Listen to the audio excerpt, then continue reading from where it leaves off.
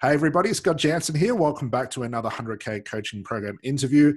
Today we have the amazing Nicole with us today, which is an absolute pleasure to have her here on one of these interviews. Today, be looking forward to this. We're going to dive into Nicole's business, see what she's doing. Nicole's got an amazing story about why she became a therapist, what she's doing in her business, the niche she's chosen, what she's doing to get traction, in front of our audience and get the right clients coming into her business. So this is going to be a really cool interview. So Nicole, firstly, thank you for joining me. Hey, Scott. Thanks for having me. My pleasure. Well, look, as we always do, let's start from the start. Tell me about Nicole before you became a therapist and what led you into learning RTT and therapy and coaching and things like that. Okay, so I used to be a teacher. I used to teach English as a foreign language, living in Spain. And it just got to the point where it was just such a drag. I mean, like, students just really didn't give a shit about what they were learning. And when I first started teaching, it was awesome because I was teaching for the love of like sharing a language and communication. And then it just got to a point where it was all about exams. And that is not how, I don't like that. Language isn't about learning to pass an exam. It's about communication. It's about, sharing who you are and connecting with other people. So I kind of kept changing jobs every year. I was in a different school, couldn't really find my place. I've always kind of had an interest in coaching and working with people. And I've always done that, I guess, in my classes as well. And with friends. And before, when I was younger, working in bars, I was always the one propping people up and like listening to their kind of stories and stuff. Yeah.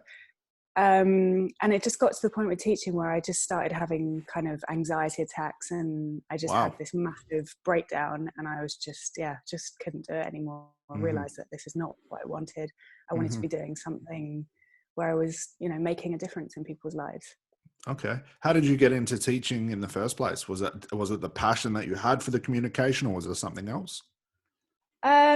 No, it was kind of oh, hey, that seems like a good idea at the time. Let's try that. Yeah. Yeah, I'd actually been living in Australia. I finished university and I went to Australia, and I was working in bars and clubs, and I loved it. And then I kind of came back to Europe and didn't want to be in the UK, and saw kind of teaching English as a foreign language as a way to, get out of the UK and just go somewhere else. And I landed in Spain and just loved it, really. Like, I loved what I was doing, and but I just kind of stayed in it for maybe a bit too long. Okay. So what happened then? You said you sort of had like the anxiety breakdown thing. What happened? Was it just like you just fell out of love with it, or did something happen?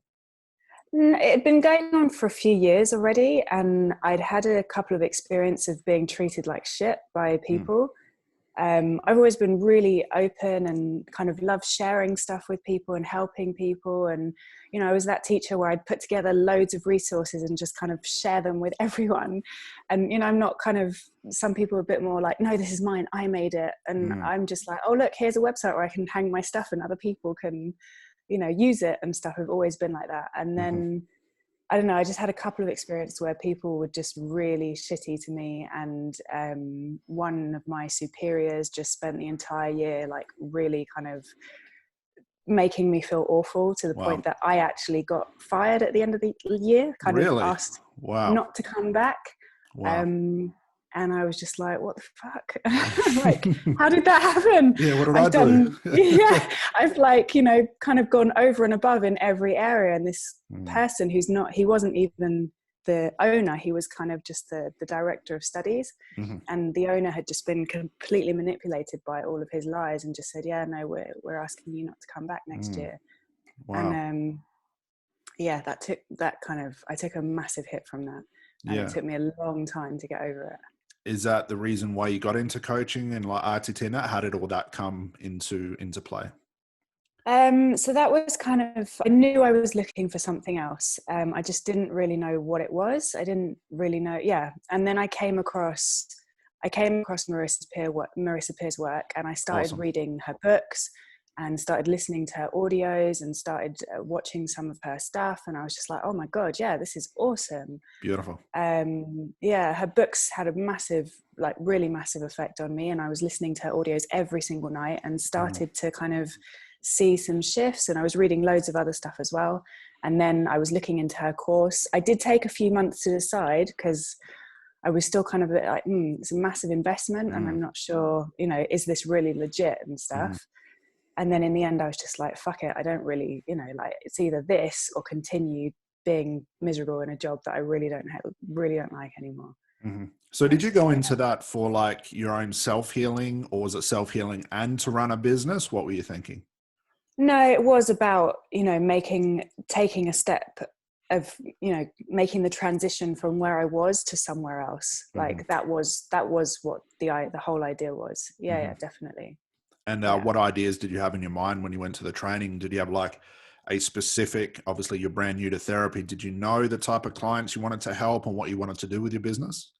No, I had no idea. I mean, I've had the idea for a long time that I wanted to run retreats, and my husband's a personal trainer. So we wanted to kind of do something together with the retreats. So we were kind of, you know, playing with the idea of how we could do fitness and like physical and emotional / mental fitness retreats.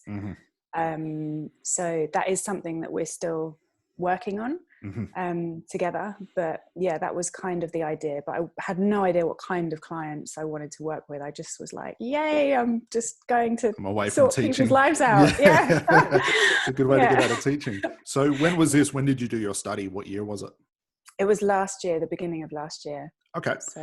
So did you do because I believe she has like a live training and an online training. Which one did you do? I did the live training. So I did the home study for a few months. So I was like really kind of spent a lot of time doing the home study, just bashed it out, and then went to London and did the 5-day live training. And what was it like to learn to be a therapist from scratch? It actually came really easily to me. It wasn't, I don't mean to sound arrogant. It just I didn't struggle with it at all. And just from the very beginning, I was like taking in all of this information. And as soon as I started practicing, I just got it. It just flowed, you know, it wasn't kind of, I didn't get nervous. I wasn't kind of writing things down. I've never used a script ever. And I know a lot of people are very much about using scripts. And I'm like, nope, just kind of, I'm just going to go with what comes up. And yeah. So do you think your background in teaching helped? Yeah, definitely. My background in teaching, I've always worked with people. Like I said, I've always been that kind of go-to person when people have had problems or needed to talk to someone. I've always been quite good at giving people a bit of a kick up the arse when they need it. So yeah, the communication skills help, because really that's what a therapist is, isn't it? You give good communication, the right advice. Yeah, absolutely. Yeah. So you did your training, you went to the UK, or you're already in the UK. You did your 5-day training. What happened next? So I finished the training, and then me and my husband moved to the south of France. We just had this awesome opportunity. So we're now in the middle of, you know, the countryside in the south of France. Wow.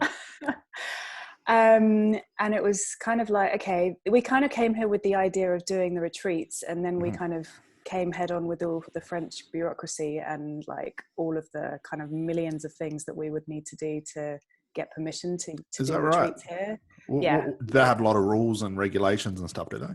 Yeah, very much so. Wow. Yeah. And this is a private property, so we'd have to spend loads of money that we just didn't have at the moment to get, you know, this turn.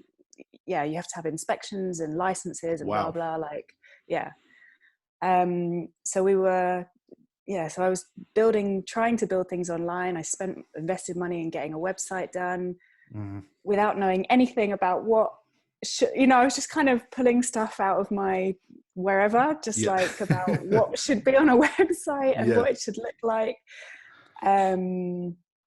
I invested money in business cards. And again, because we're in the middle of nowhere and we don't speak French, it's not like we can start networking here. Of course. We've got 2 neighbors and the rest are cows. So it's not, you know, everything had to be done online, really. Yeah. And I went to 2 networking things in Paris one day, and then kind of going backwards and forwards to London to kind of speak to people and see people like friends and old friends and family.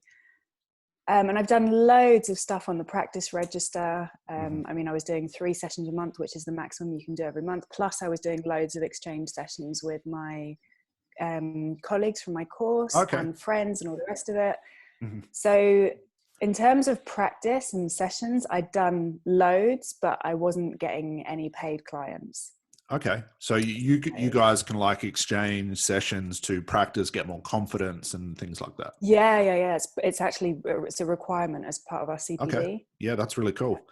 Yeah. So what's like when you finish the training, you're obviously practicing with other people, like you just said. What were you selling? Did you have like packages, programs? What were you trying to put together? What was the solution that you were trying to sell to people?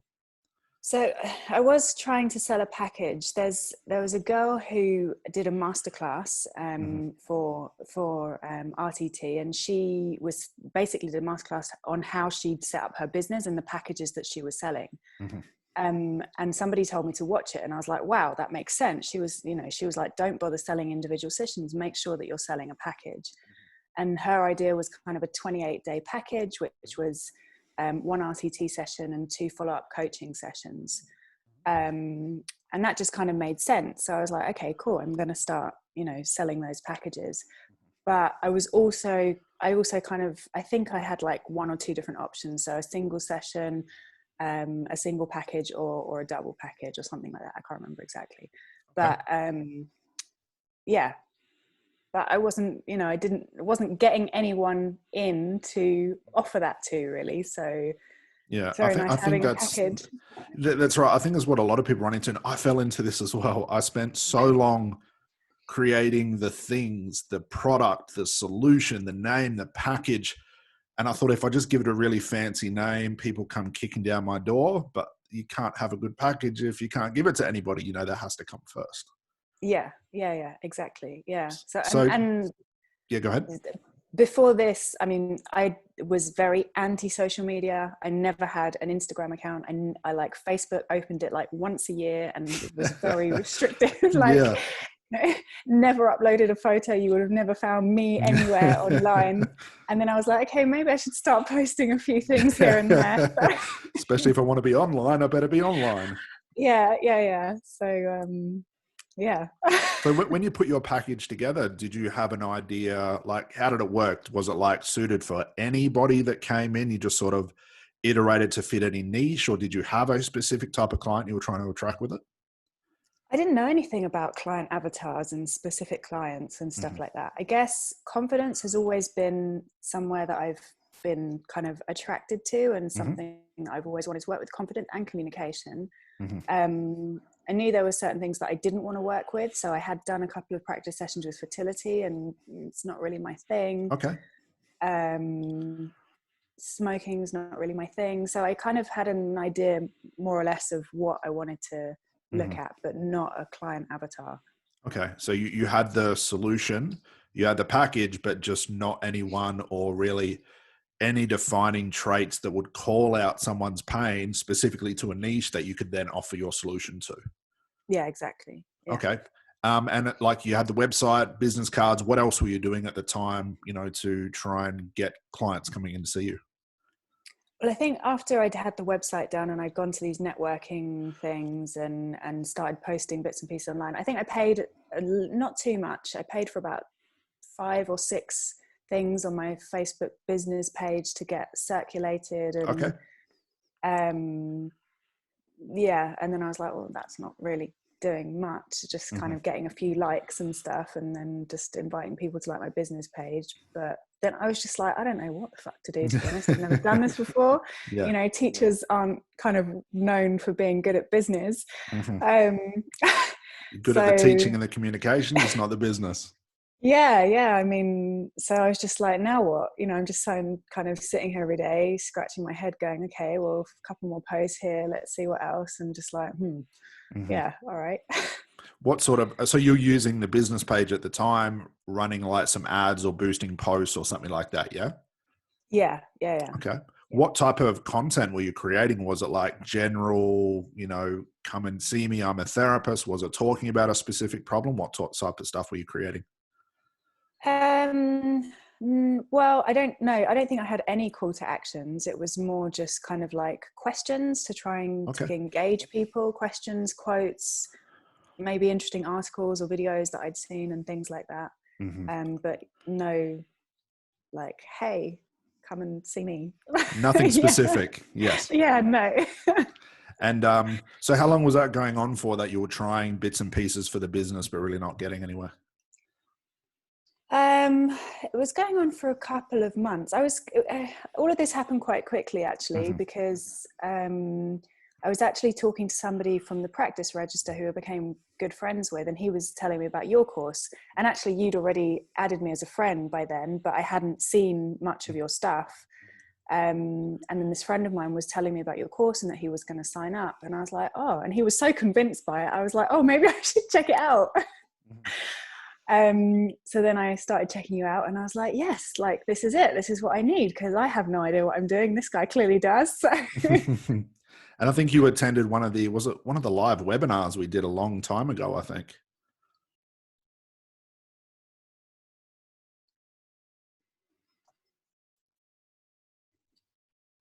Scott, you still there? Yep, still there. Yep, go for it. Yep, I got you now. So was it one of the live webinars that you attended? Yes, yeah. I did, actually. I attended a live webinar. I remember listening to you talking while I was gardening, and then kind of, yeah. Okay. Yeah, and just, yeah. So listen to the webinar. What made sense for you? Like, because here you are, you've got the package, you've got the solution, doing a little bit of social media stuff. What was different that you were hearing on the webinar that you had, that you weren't hearing anywhere else? Because like, you wouldn't sign up to a course if it was the same thing as everything else. I just really liked what you were saying, actually. Like, and I've said this from the beginning, I really like your kind of tough love, like no bullshit style. And that was how you came across in the webinar. You were just like, if you're not doing this, this, and this, then you're not going to get anywhere. And I was just like, yeah, really, like, I need this kind of kick up the arse. I can't remember specifically what it was that you were saying, but just like the whole webinar, I was like, yes, like, yeah, this is the guy. This is it. Yeah. So you signed up, you enrolled in the program, obviously into our 100K coaching program. What happened next? Obviously week one, we always seem to talk about week one on these interviews because I think it's probably the most defining part of the program because it is so different. Jumped into week one, started doing the work. What did you start to notice about the business and yourself? Obviously we get into picking a niche and pricing and solutions. What were you learning at that time? So yeah, week one was obviously the niche, and that was, it was hard. It's hard to pick a niche if you don't already have one, right? It's like there's so many different niches. So I kind of narrowed it down, and I was like, okay, I'll go with anxiety and self-doubt because they are tied into confidence, and it is something more tangible than I felt it was more tangible than confidence. Yes. So yeah, putting the message together, doing the market research. I didn't find it that easy to get interviews. People weren't just kind of like, when you're kind of asking for people to come and do an interview about their anxiety, people aren't just like, yeah, hey, I'll come and talk to you. Yeah, it's not easy. So I was kind of trying to ask friends. I was avoiding asking other therapists because I didn't want that kind of therapist point of view and therapist language. So I was just trying to find kind of anyone and everyone. I was like, do you have anxiety? Come and talk to me. Yeah. Yeah. So, yeah, it was just interesting, the whole process of picking a niche, finding one that I felt would work, doing the research to find out the specific language that people use, putting together the whole package, I guess, like understanding the MOS, and I think I kind of missed, I watched everything, but I missed that. I did the worksheet, but then I think when I first started out, I'd kind of forgotten about the MOS. Most people do. Okay. Everyone misses that part for some reason, but it's so important, but everyone misses it, but that's fine. Yeah. Because I was just like, okay, I think I stuck to the 28-day package. I had that in my mind, forgetting that I was selling the results as opposed to a package, a package. Yeah. Yeah. because then when I went back to do the course again, because I redid week 1 and 2 like a couple of months ago when I did a massive reset, and I was like, oh fuck yeah, that's like a key part of it. Yeah, that's how we demand the higher price, MOS. Yeah. Yes. Yeah. So when you were doing your research with your market, like, did you learn things about that market and those people that you weren't aware of before? Yeah, I did. Yeah. And the specific language as well that people use, and also going into the groups and really listening to what people were talking about, and really seeing people's pain, but also seeing how attached people are to certain conditions. That was quite a big eye-opener. I was like, wow, there's loads of people who just don't want to get over it because they're just too comfortable where they are. And it's allowing them a lot of, I guess, leeway in life, or that sounds really shitty to put it that way, but it's true. You know, they're getting their needs met by having anxiety, or by, you know, whatever it is. So that was a massive challenge for me. Yeah, I think it's like a lot of people, for everybody, like especially in the anxiety and confidence market, they're tough. They're tough markets because you've got to think of the type of people that suffer from those things. And as much as we want to help these people and help them overcome their fear and anxiety and stuff like that, some people get that secondary gain syndrome where being in a group and just getting, for lack of better word, some sort of pity, it's probably the wrong word, but it's the only one I can think of now, is enough to get their needs met, where they're okay with that. Yeah. That's a good outcome to have anxiety instead of wanting to overcome it. But we as therapists look at these people and think, I can help you overcome this. I can give you an incredible life. But you're 100% correct. Like, if you don't do these interviews and understand your market, you could be forever trying to grow this anxiety business and wonder why no one wants to buy what you have. It's incredibly insightful, but also tough as well. Yeah, absolutely. So you did your interviews, obviously in week 1, and I'll touch on the word that you said before, tough love. We never really talk about this on any of the interviews, but I know a lot of you guys always respond well to it. You know, when we're giving you things to do and I'm asking you, like, I'm going to push you out of your comfort zone, really, really tough, really, really quickly, we're essentially going to dive in the deep end before you learn how to swim.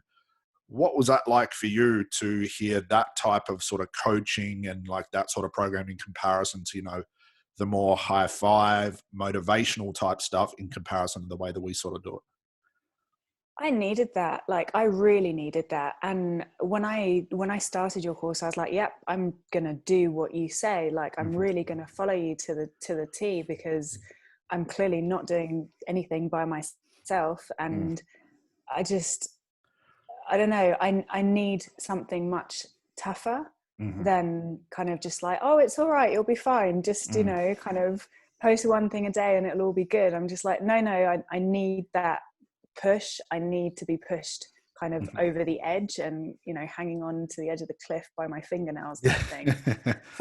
Yeah.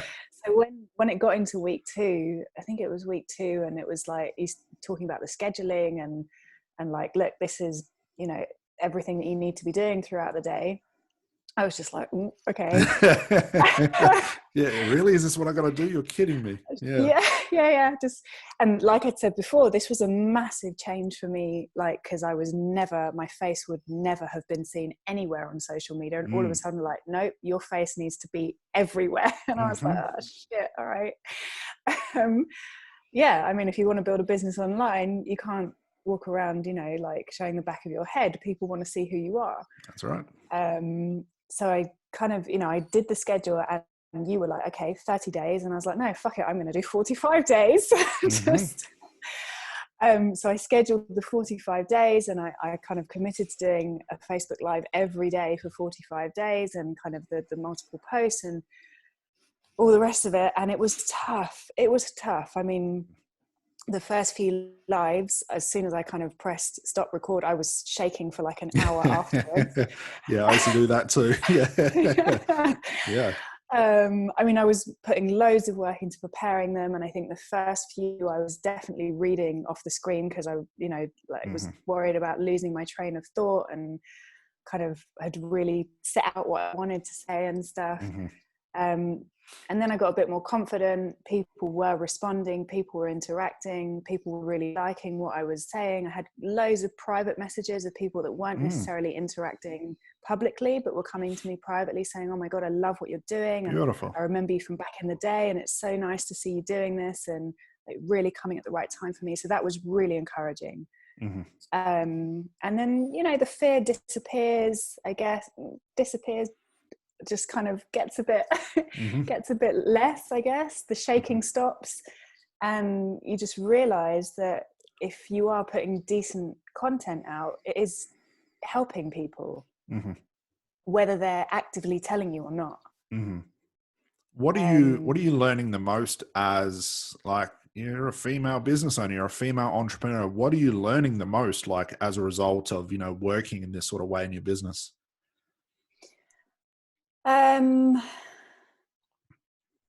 I guess, what am I learning the most?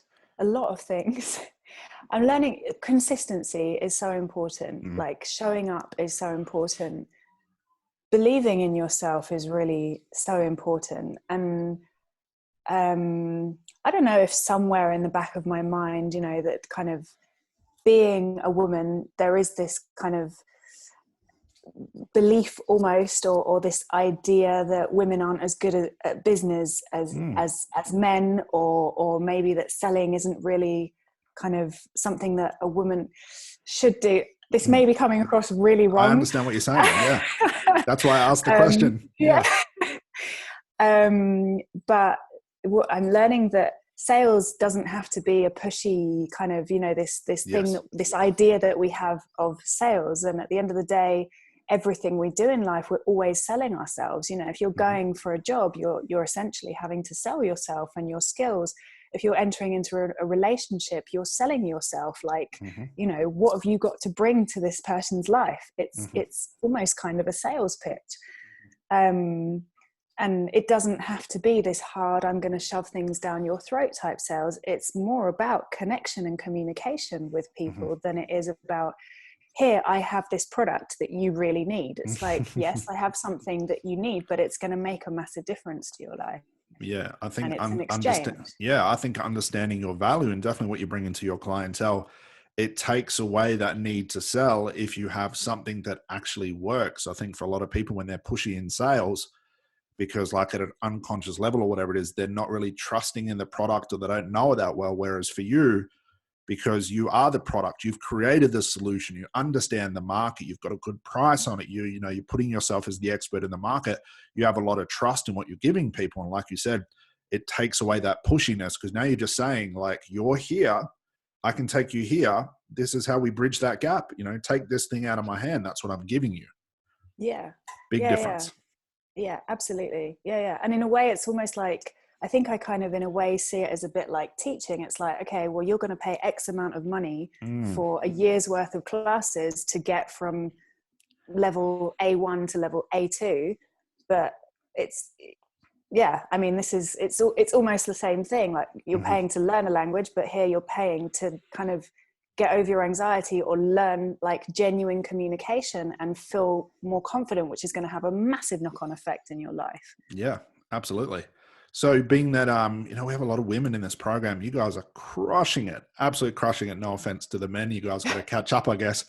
What advice do you have for like, sort of like the other female entrepreneurs and female business owners who maybe were thinking the same way you were? What advice do you have for them, being that you're at the other side of this now and you're building something that's successful, you're starting to build a business that can start to thrive? Like, what advice do you have for those women that are going to be watching this? You have to be willing to put yourself out there. You have to be willing to show yourself. And some people are more willing to do that face to face than they are online. But now, as you know, we're in this kind of weird situation where everything is online. And if you're not online and you don't already have a client base, what are you going to do? Are you like, where are you going? If you don't have a network of clients or people that are sending referrals to you already, just posting kind of, it's all very nice and well to post quotes and to post, you know, maybe like a long text or something like that, but people want to see who you are. The same way, you know, you don't want to buy from someone if you don't know who they are. business more and more, I think, is becoming about the personal. And I think people tend to prefer buying from local businesses, buying from people that are genuine, right? And the only way you can really see if someone's genuine is by seeing them, listening to them talk, and really feeling them. I mean, even if it's through video, you can really feel what someone is like and see who they are. Yeah, and I you can think, go on that journey. yeah, absolutely. And if you're not being authentic, people will see through it, whether they realize they're seeing through it or not, they will. And that will be what kind of will turn people off. So it's about just embracing who you are, really, and offering what you've got to offer. Yeah, I 100% totally agree. And, you know, when it comes to therapy and coaching, a lot of people get caught in the idea of like, how do I sell this thing? What is it I'm actually giving people? Well, it's the same thing as something physical. Yeah, you need to sell it a different way. And unfortunately, you do have to learn how to sell, you know, to offer your solution in the right way. But we've got to think of like the value as therapists and coaches, what you're really doing for people. It's not just overcoming this initial thing. It's all that like that lifelong and lifetime value you're providing for people by overcoming the anxiety or quitting smoking or losing the weight. That's the value that you need to see in your product. Otherwise, you will, when it comes to selling this or providing the service, you'll have no confidence in it. So I think it's a big learning lesson. Yeah, absolutely. So where do you see like the business moving forward, like 6 months from now? What goals do you have? So goals. I know how many clients I ideally would want to be working with per month. Me and my husband are still working on our joint program, because I think we've got something really special and really powerful that we can offer together, and that's something that we're building at the moment and getting ready to start offering people. So I see us working more as a couple than individuals, because we've both kind of been working individually at the moment, and then I was just like, it doesn't really make sense. It's all good that we're both working on our own things, but we're so much stronger together. Beautiful. So I think that's the way that we're going, and we've already kind of planned out how we want that to work, and the MOS and the transformation. So that's where we're going, and Fantastic. That's, I think, where we want to be. Yeah. What's the biggest motivator for you to actually do this? Because like we talked a little bit about it before, but people really have to realize, and probably you can agree with this, that running a business is tough. It requires a lot of your time, a lot of your focus, a lot of your energy, a lot of your passion. Like, what's motivating you to keep pushing each day and to keep growing the business day after day after day? Not going back to teaching. I was waiting for it. Yeah. Look, teaching is a very humble job, and like, without teachers, where would we be? And I know some incredible teachers. So I'm not bad mouthing teaching at all. It didn't work for me. Not in the setting that I was working in. I felt very underpaid, undervalued. Like, I felt like I was being taken advantage of. Students, I was just tired of fighting with students to get them interested in what they were doing. And so all of those things, I'd rather be doing what I love and getting paid something for it than having to kind of really drag myself to work and kind of come out of there like almost in tears, because I'm like, this is just, it's got to a point where it's just so hard and it's just so draining. You know, like when I work with a client now, it's the most uplifting thing. Even if I'm sitting in a session crying with the client, I'm like, this is amazing. Yeah. You know, it's amazing. It's beautiful to share that with people, and to see people in a session really go into themselves and pull out all of this pain, and just kind of and just go, look, this is my pain. And we're like, okay, that's cool. We found it. We can, you know, now we can do something with it. Yeah. And to see that transformation with people is amazing. For me, there's nothing better. Yeah, I agree with you. I remember that feeling as well, especially the first time you have that breakthrough with the client. You're like, holy shit, did I just do that? This is awesome. Like, I just want to keep doing this. I don't want this client to leave. Just stay with me. I want to help you more and more. So I get it. Yeah. So what do you think is different now in your business compared to like before you started the program? What do you think's different? What are you noticing? How are things changing for you? Everything's different. I feel much more confident. I know exactly what I need to be doing. I understand more, I guess, about how to interact with people. There are no excuses, really. I know exactly what I need to be doing. So if I get up one day and I haven't done what I need to do, then that's my fault, because whatever, I decided that today I needed a day off, or if I haven't done any videos, then that's down to me, because I know what I need to be doing. I know how I need to be engaging with people. So everything is different. There are no excuses anymore. It's like, Wonderful. It's me. just that's it. It always has been.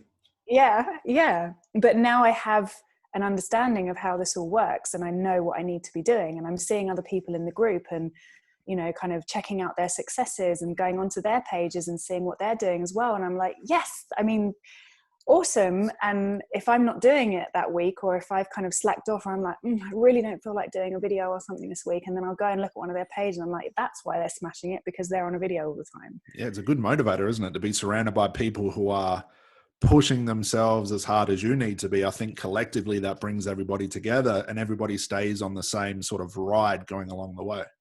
Yeah. I've definitely got a couple of students that I'm following. I'm like Beautiful. just following their success and just like, yeah, look, that's exactly what they're doing. Yeah. So We actually heard this today. One of the students I was talking to over PM, and he said, you know, Scott, I feel like having those days off, then you go ahead and post one of those fucking testimonials again, and it kicks me right up the ass to get me back in. But it's a good motivator. It's showing you, as you said before, if you just do the work, you show up every day, you follow, you know, the process that we give you, it turns into paying clients. You're 100% correct. Like, if you don't do those things, you can't expect clients to come. But a lot of people still expect it to happen, even though they don't do anything.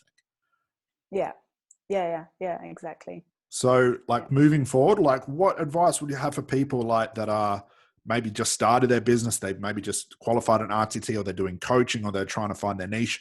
What, being that you're on the other side of this now and you're running your business, what advice would you have for those people? Get involved with Scott. For someone come up with something other than that. Yes, I understand that. You need direction, really. And like, I think that was how I felt. It was just kind of like, okay, cool. I'm graduated, and now I feel like a headless chicken. It's like, okay, right, where do I go? So you need direction. And unless you understand, you know, you have a solid background in business and on like, I don't know, you know how to build a business, you need to find somebody or something, a program or something that is going to show you how to do this, because therapists, teachers, you know, there are certain kind of types of people that have no idea what to do when it comes to a business, you know, have no idea how to take a payment, have no idea how to ask for a payment, have no idea how to even talk about money, because it feels so icky and uncomfortable and almost like, you know, you're doing a dirty deed. So you need to understand and learn how to do all of those things, because otherwise what you're just going to get maybe a secretary to charge your prices or ask for money. And I mean, you need to be able to do that. You need to be comfortable with that. You need to be comfortable with your service, like offering your service to people. Yeah. I think as well, it's like, you've got to juggle both hats. I'm pretty sure we say that at the start of the program. You become a therapist. When you want to become a therapist, you go to a therapy expert, just like you did, and you learn the strategies, you learn the techniques, the trances, the therapy, you learn all that stuff. But I don't know what happens between learning that stuff, getting the certification, then thinking, okay, well, I've got the main part, which is the certification. Business should just flow to me. No, if you want to run a business, you have to go to someone who can teach you that. If you want to learn to drive a car, you go to somebody that knows how to drive a car and they teach you. It's the same process, and you're 100% correct.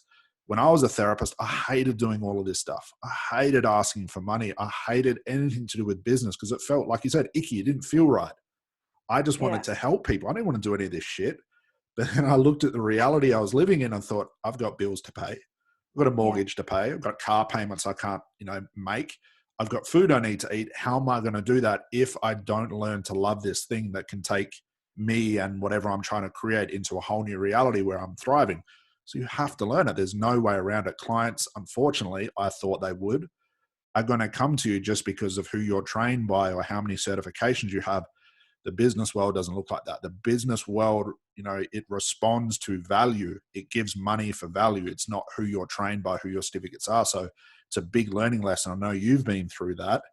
And it's a lesson you'll probably keep learning for the rest of your career. You're always going to be evolving. Yeah.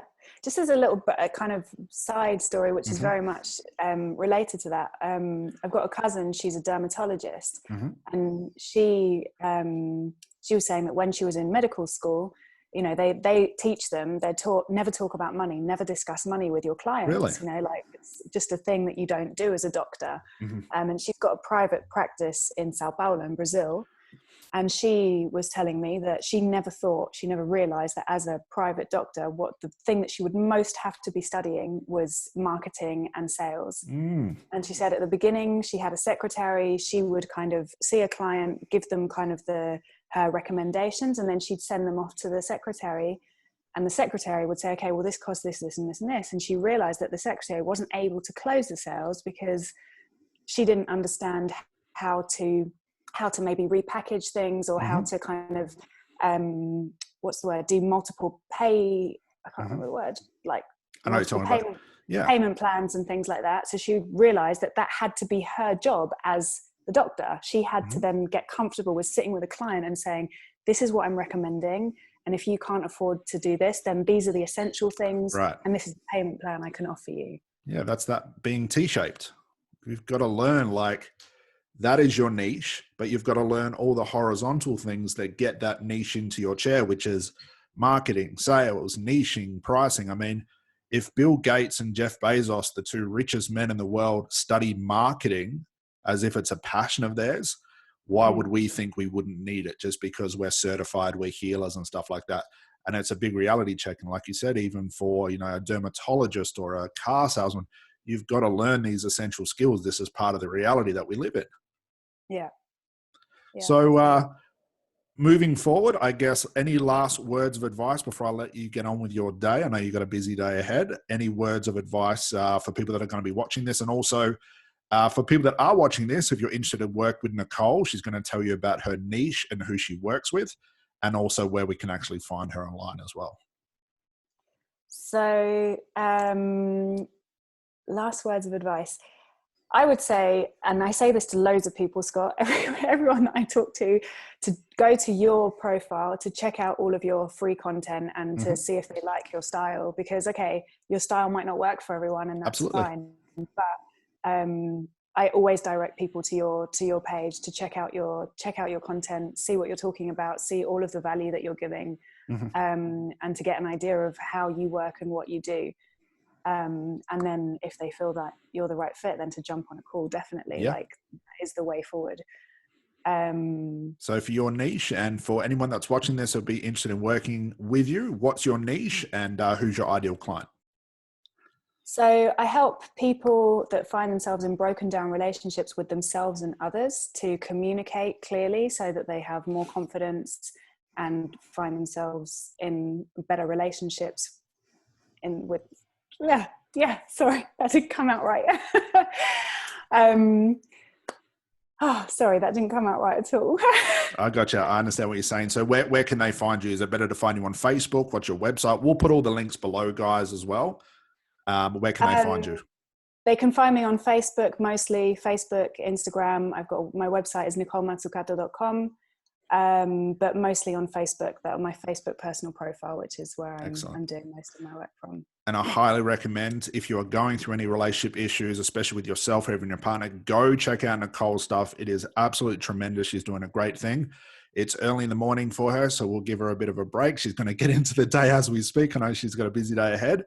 But we'll leave all the links below, guys. If you jump into the description, I'll leave Nicole's Facebook page and also her website in the links below. You can go check her out, have a chat with her. I'm sure she's happy to give you as much information as possible.